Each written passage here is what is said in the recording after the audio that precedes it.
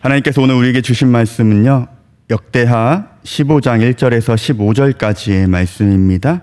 구약성경 674페이지에 있는 역대하 15장 1절에서 15절까지의 말씀입니다.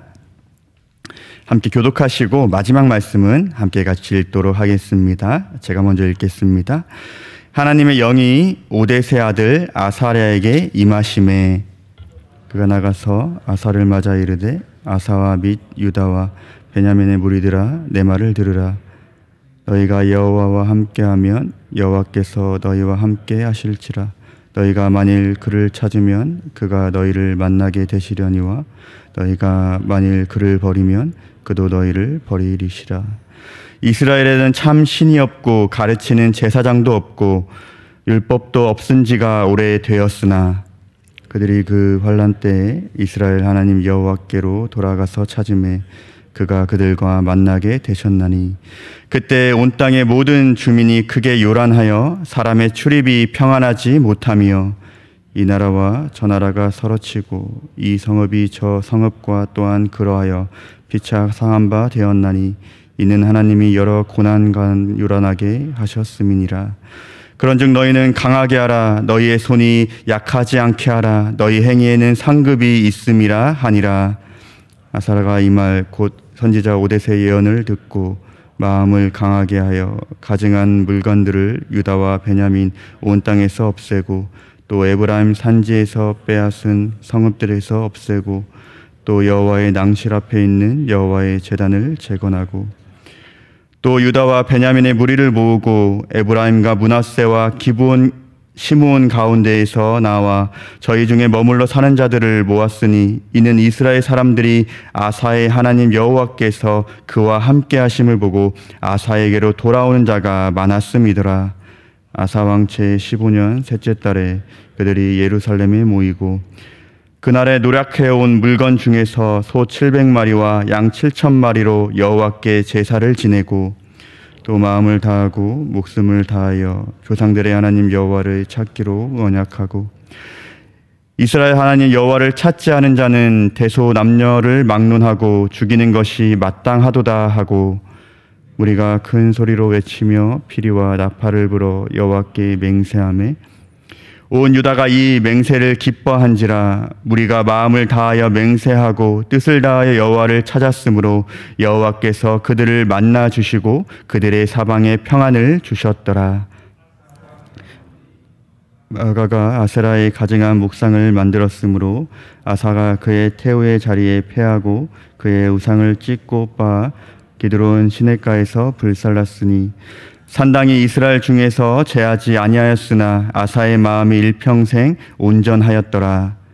그가 또 그의 아버지가 구별한 물건과 자기가 구별한 물건 곧 은과 금과 그릇들을 하나님의 전에 드렸더니 함께 읽겠습니다.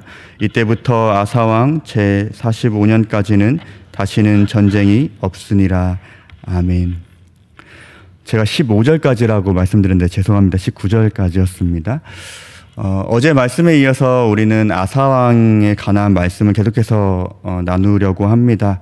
어제 말씀에 구스 사람 세랴가 유다를 침략합니다. 구스 사람 침략 소식에 아마 유다는 굉장히 두려움에 쌓였을 겁니다. 왜냐하면 구스 사람의 군사는 유다의 2배나 되었고 당대 최고의 무기였던 병거 300대나 있었기 때문입니다. 아사왕은 수많은 대적과 이 강력한 무기 앞에 내 힘으로는 절대 이길 수 없는 것을 깨닫게 됩니다. 그리하여 그는 하나님을 찾으며 간절히 부르짖습니다. 아사왕의 기도는 유다와 구스 사람 세라의 전쟁을 하나님과 구스 사람 세라의 전쟁으로 바꾸게 만듭니다. 하나님의 강력한 힘 앞에 이 수많은 구스 사람의 군대와 무기는 힘도 써보지 못하고 결국 유다의 승리로 이 전쟁은 마치게 됩니다. 그리고 오늘 본문인 역대하 15장 말씀에 보시면 하나님의 영이 임한 아사랴 선지자의 등장으로 말씀이 시작합니다. 아사랴 선지자는 승리하고 돌아오는 이 아사왕을 향해 하나님 말씀을 선포합니다. 오늘 본문의 2절 말씀에 보시면요. 그가 나가서 아사를 맞아 이르되 아사와 및 유다와 베냐민의 무리들아 내 말을 들으라. 너희가 여호와와 함께하면 여호와께서 너희와 함께 하실지라. 너희가 만일 그를 찾으면 그가 너희와 만나게 되시려니와 너희가 만일 그를 버리면 그도 너희를 버리시느니라. 아사랴 선지자는 아사왕을 향해 하나님을 찾고 또 하나님과 함께하라고 이렇게 선포하고 있습니다. 그리고 이어지는 3절부터 6절까지의 말씀에 보시면 아사랴는 이스라엘의 과거의 역사를 말하며 교훈하고 있습니다. 그 교훈의 내용이 이러합니다. 과거 이스라엘에는 참 신이 없고 가르치는 제사장이 없고 율법도 없을 때에도 하나님을 찾으면 하나님은 만나 주셨고 또한 반대로 하나님을 배반할 때에는 어김없이 큰 환란이 일어나고 전쟁이 일어나며 온 나라가 고난을 받았다 이렇게 말하고 있습니다. 아사랴 선지자가 말한 과거 하나님을 찾을 때 만나 주시고 배반할 때 고난을 받았던 시대는 바로 사사 시대입니다. 영적으로 가장 어두컴컴했던 그 사사시대는 어떠한 시대였습니까? 이러한 영적 사이클이 계속 돌아가던 시대였습니다. 이스라엘이 하나님 앞에 범죄합니다. 그럼 어김없이 이방 나라의 침략으로 그들은 고난받습니다. 고난을 받으면 그들은 하나님께 부르짖습니다. 하나님께 부르짖으면 하나님께서는 이스라엘의 사사를 보내주셔서 이스라엘을 구원해 주십니다. 그러면 이스라엘에는 또 평화가 찾아옵니다. 얼마간의 시간이 흐르면 또다시 그는 범죄합니다. 그런 고난을 받고 또 하나님께 부르짖으면 사사를 보내서 하나님께서는 그들을 구원하십니다. 그리고 또 어느 정도의 시간이 또한 흐르면 또다시 그들은 범죄합니다. 계속해서 이러한 사이클이 반복되는 것이 바로 사사 시대입니다. 그런데 중요한 것이 있습니다. 이 아사랴 선지자가 사사 시대에 대한 그 말씀을 선포했던 때는 아사 왕이 기도를 통해 전쟁에서 승리하고 돌아오던 때였다는 것입니다.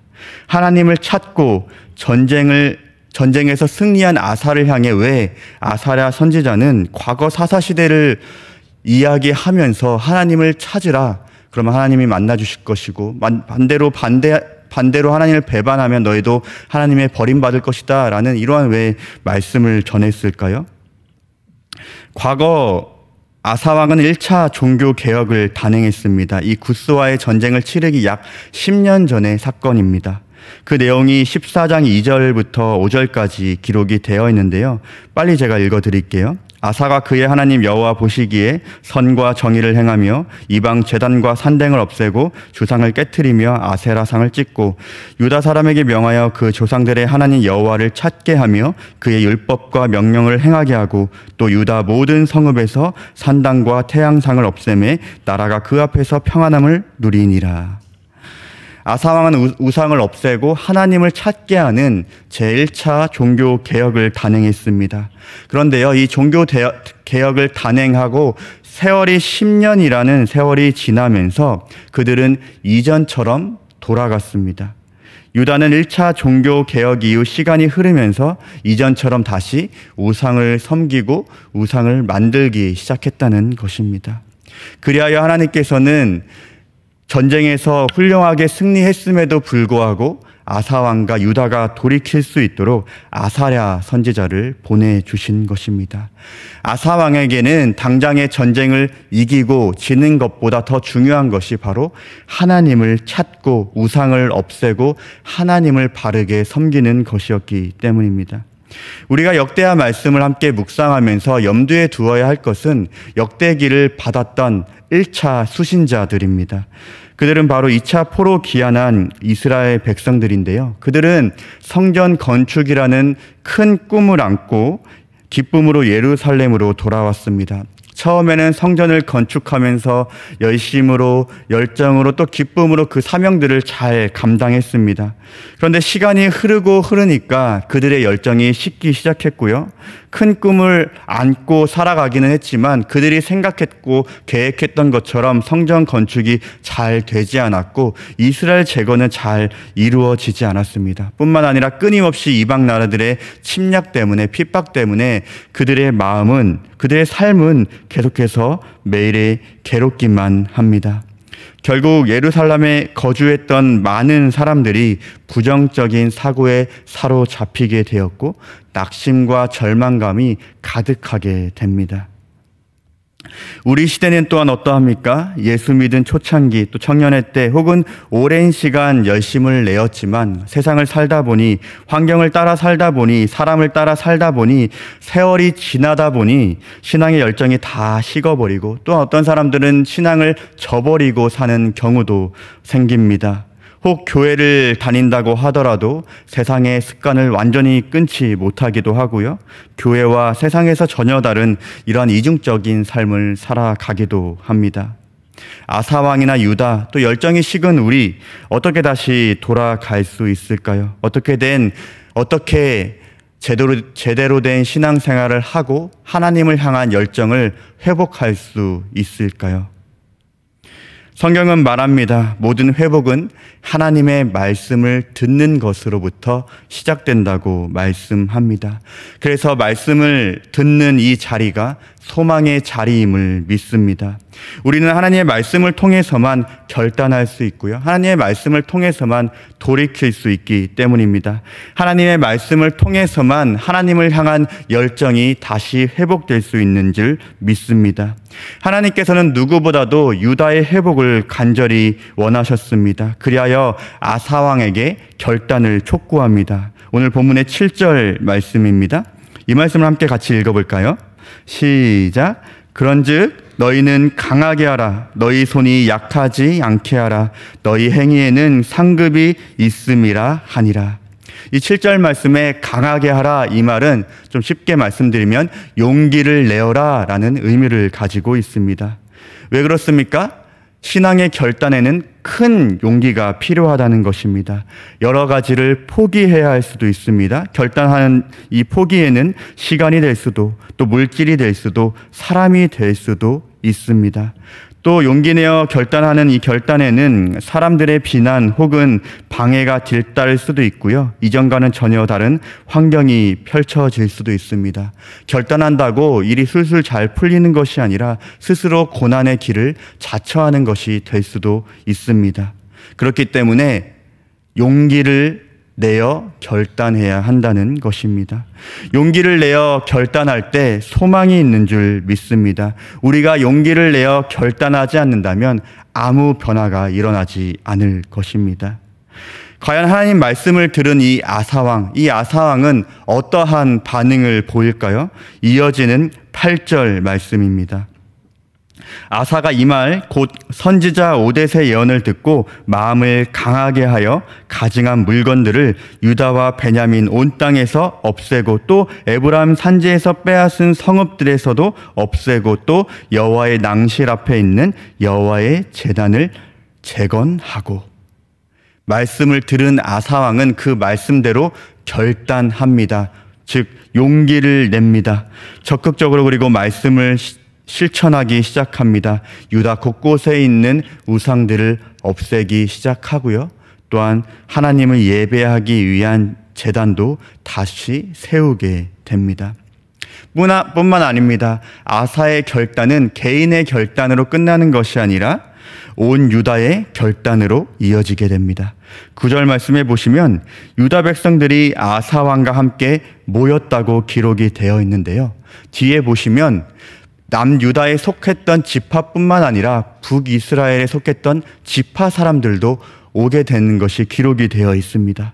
유다 백성들만 모여 결단하며 나아갔던 것이 아니라 아사 왕이 하나님께서 함께 하심을 본 북이스라엘에 속해 있던 신앙의 사람들이 그 소식을 듣고 남유다로 몰려오기 시작했다는 것입니다. 유다가 다시 하나님 앞에 온전히 설 수 있도록 아사 왕은 하나님 말씀에 용기 내어 결단했습니다. 그러나 아사 왕의 결단은 이것으로 끝난 것이 아닙니다.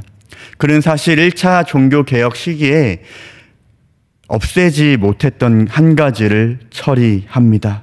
바로 아세라라는 우상을 들여 섬기고 있었던 테우 마아가, 여기는 테우라고만 기록이 되어 있는데 그는 아사 왕의 할머니입니다. 아사 왕은 자신의 할머니 테우의 자리를 패해버리고 할머니가 들여온 아세라 목상을 찢고 빻아 불태워 버립니다.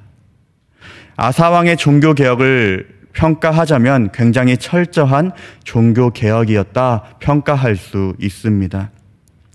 그는 태우라는 높은 위치에 있었던, 그리고 자신의 할머니라는 아주 가까운 혈연 관계에 있었던 그녀를 하나님 앞에서 단번이 끊어버리고 제거해버리는 놀라운 결단을 하고 있습니다.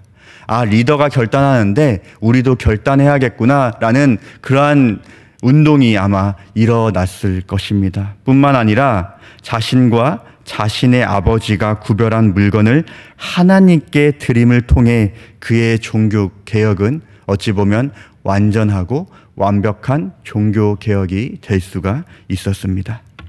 사랑하는 성도 여러분, 아사왕의 결단을 통해 유다의 회복의 역사가 일어났습니다. 그러나 결단하는 것 쉬웠을까요?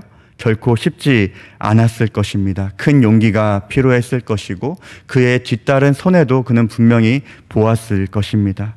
그러나 우리는 하나님 앞에서 바른 신앙의 회복을 위해 반드시 결단해야 합니다.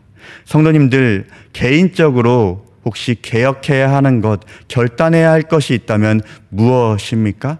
우리 가정 안에 개혁해야 할 것, 그리고 결단해야 할 것이 있다면 무엇이 있습니까? 오늘 말씀을 통해 우리에게 하나님께서는 결단을 촉구하십니다. 우리가 결단해야 할 것은 아마 제각기 각자마다 다를 것입니다. 저는 우리 성도님들께서 무엇을 결단하고 개혁해야 하는지는 모르겠지만 오늘 말씀을 통해, 하나님의 말씀을 통해 결단으로 이어지기를 예수님의 이름으로 축복합니다. 한 가지 더 살펴보려고 하는데요. 함께 읽었던 7절 하반절 말씀에 보시면요, 하나님께서는 결단만 촉구하시는 것이 아니라 약속을 하십니다. 바로 네가 결단하고 그것을 행하면 그에 따른 상급을 주겠다고 약속합니다. 하나님께서 아사왕이 결단하고 행동하면 상급을 주시겠다고 말씀하지 않으셨습니까? 근데 아사왕은 하나님의 말씀을 듣고 결단하며 행동했습니다. 그렇다면 어떠한 상급을 주셨을까요? 15절 중반절 말씀입니다. 무리가 마음을 다하고 맹세하고 뜻을 다하여 여호와를 찾았으므로 여호와께서 그들을 만나 주시고 그들의 사방에 평안을 주셨더라. 하나님께서 주신 상급을 두 가지로 정리하면, 첫째, 유다를 만나 주신 것, 둘째는 유다에게 평안을 주신 것입니다. 두 가지 상급 중에 저는 두 번째 상급인 이 평안에 관련돼서 말씀해드리고 말씀을 정리하려고 하는데요. 15절 말씀에 이어 19절에서도 다시 한번 평안에 대한 언급을 합니다. 19절 말씀해 보시면, 이때부터 아사왕 제35년까지 다시는 전쟁이 없으니라 말씀으로 오늘 본문이 끝나고 있는데요. 이 19절 말씀 자체로는 평안이라는 단어가 직접적으로 등장하지는 않지만 다시는 전쟁이 없었다는 말 자체가 평안을 의미합니다. 사람들은 누구나 평안을 추구합니다. 평안하고 싶습니다. 평안을 원하지 않는 사람 아무도 없을 테지요. 그러나 누구나 평안할 수 없고 스스로 평안하고자 하더라도 평안을 만들 수는 없습니다. 왜 그렇습니까? 평안은 오직 하나님께서 주시는 상급이기 때문입니다. 그런데요, 19절 말씀에 우리가 짚고 넘어가야 할 것이 있습니다. 19절 말씀에 다시 전쟁이 없었다는 말은 실제로 전쟁이 한 번도 없었다는 말이 아니라는 것입니다. 병행 성경인 열왕기사 15장 16절 말씀에 보면 이렇게 기록이 되어 있습니다. 아사와 이스라엘의 왕 바아사 사이에 일생 동안 전쟁이 있으니라. 열왕기상에는 일생 동안 전쟁이 있었다고 하는데 역대기서에는 다시는 전쟁이 없으니라 라고 말씀하고 있습니다. 왜 이렇게 둘이 다른 기록을 했을까요? 이것은 바로 관점의 차이 때문입니다. 세상의 관점으로 볼 때는 분명히 전쟁 중이었지만 신앙의 관점으로 볼 때 유다는 하나님께서 주시는 참 평안을 누리고 있었다는 겁니다. 전쟁이 있고 없고는 사실 평안과 전혀 상관없다는 것입니다. 전쟁이 없더라도 평안하지 않을 수 있고요. 전쟁이 있더라도 평안할 수 있다는 것입니다. 우리에게 적용하면요, 고난이 있고 없고는 평안과 관계가 없다는 것입니다. 고난이 없더라도 평안하지 않을 수 있고요. 고난이 있더라도 평안할 수 있다는 그 해답을 우리에게 말씀해 주고 있는 것입니다. 사랑하는 성도 여러분, 우리의 믿음에도 불구하고 우리에게는 언제나 고난이 뒤따릅니다. 그런데 성경은요, 믿음이라는 것은 고난을 없애주는 능력이 아니라 고난을 초월하는 능력이라고 말씀합니다. 우리의 믿음은 고난 중에도 평안을 누릴 수 있는 능력이 있습니다. 왜 그럴까요? 우리가 믿는 예수 그리스도를 통해 우리는 이미 세상이 줄 수 없는 평안을 소유한 사람이기 때문입니다. 사랑하는 성도님들, 평안하십니까? 이 자리에 계신 모든 성도님들, 또한 영상을 또한 시청하시는 성도님들 모두 평안하시기를 주님의 이름으로 축복합니다. 저는 우리 모든 성도님들께서 평안하셨으면 좋겠습니다. 우리 구주 예수께서 참 평안을 주시기 위해 이 땅에 오셨습니다. 평안의 비결이 무엇입니까? 예수 잘 믿는 것입니다. 예수 그리스도를 통해서만 참 평안을 우리가 소유했기 때문입니다.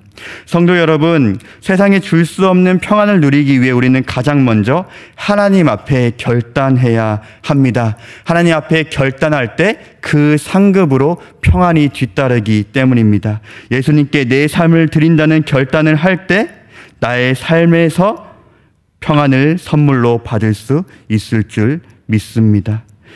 평안은 세상의 부귀영화를 소유할 때 누리는 것이 아니라 오직 예수 그리스도를 소유할 때 누릴 수 있기 때문입니다. 오늘 말씀을 듣는 모든 성도님들을 축복하며 말씀을 마무리하고 싶습니다. 삶의 결단을 통해 예수님을 믿는 믿음이 굳건해지시기를 축복합니다. 오직 예수님만이 줄 수 있는 평안을 통해 마음의 근심과 두려움이 사라지는 은혜가 있기를 예수님의 이름으로 축복합니다. 오늘 말씀을 붙잡고 오늘 하루도 승리하시기를 바랍니다. 함께 주기도문 하시겠습니다. 하늘에 계신 우리 아버지여, 이름이 거룩히 여김을 받으시오며 나라가 임하시오며 뜻이 하늘에서 이루어진 것 같이 땅에서도 이루어지이다. 오늘 우리에게 일용할 양식을 주시옵고 우리가 우리에게 죄 지은 자를 사하여 준 것 같이 우리 죄를 사하여 주시옵고 우리를 시험에 들게 하지 마시옵고 다만 악에서 구하시옵소서. 나라와 권세와 영광의 아버지께 영원히 있사옵나이다. 아멘. 오늘 말씀을 붙잡고 기도해 주시고요. 또한 목사님 일정이 또한 거의 끝나가는데 그 일정을 위해서 함께 중보해 주시면 감사하겠습니다. 기도하시다가 자유하시겠습니다.